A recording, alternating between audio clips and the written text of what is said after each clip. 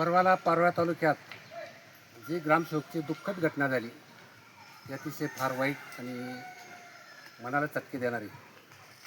खरं म्हणजे असं घडायला पण असं घडतं का, या बाबतीत ग्रामसेवक लोकांनी देखील विचार केला पाहिजे आणि यापुढे याच्यात काय बदल होईल हा देखील विचार केला पाहिजे.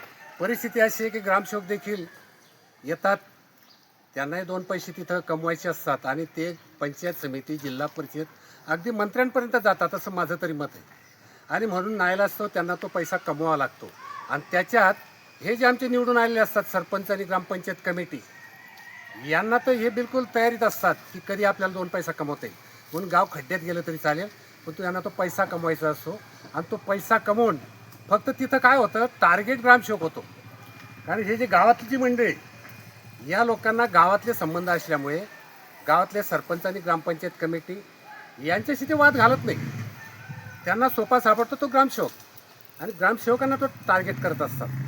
याच्यामुळे परिस्थिती पराजित झाली, त्याच्यामुळे असे प्रकार झालेला आहे. तर मला शासनाला अशी विनंती करायची आहे, हे करत असताना जो ग्रामसेवक त्या ठिकाणी चुकीचे कामं करत असेल आणि त्याला जी बॉडी साथ देत असेल, काय साथ देणं म्हणजे त्याच्यात ते देखील सहभागी असतात.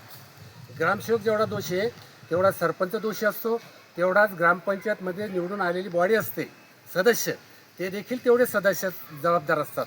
म्हणून मी शासनाला एक विनंती करतो, ज्यावेळेस गावामध्ये कामांमध्ये चुकीचे कामं होत असतील, भ्रष्टाचार होत असेल, त्या ठिकाणी जेवढा ग्रामसेवक हा जबाबदार असतो तेवढाच ग्रामपंचायत सरपंच आणि सदस्य देखील जबाबदार असतात. म्हणून जर असं काही सापडलं, चौकशा लावा.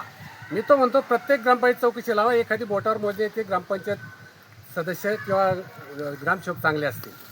बहुसंख्य जवळजवळ 95% ग्रामपंचायत ही अशाच पद्धतीने चालत असतात, तिथे फार मोठ्या प्रमाणात गैरकारभार असतो.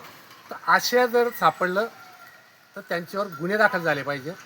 जेवढा ग्रामसेवक जबाबदार तेवढाच ग्रामपंचायत कमिटी आणि सरपंच देखील जबाबदार आहे. त्याच्यामुळे सरपंच आणि ग्रामपंचायत कमिटी यांच्यावर देखील फौजदारी गुन्हे दाखल झाले पाहिजे, या मताचा मी आहे. आणि मी ग्रामपंचायत ग्रामसेवक यांची जी संघटना आहे त्यांना देखील विनंती करतो की तुमचे ग्रामसेवकसाठी तुम्ही काम करतायत, तुम्ही संघटित आहेत, आणि हे करत असताना जर ग्रामसेवकाला प्रसंग आला, चुकीचे कामं होत असतील, तर ग्रामसेवक आणि ग्रामपंचायत कमिटी ही त्यांच्यावर लक्ष ठेवण्यासाठी असतात.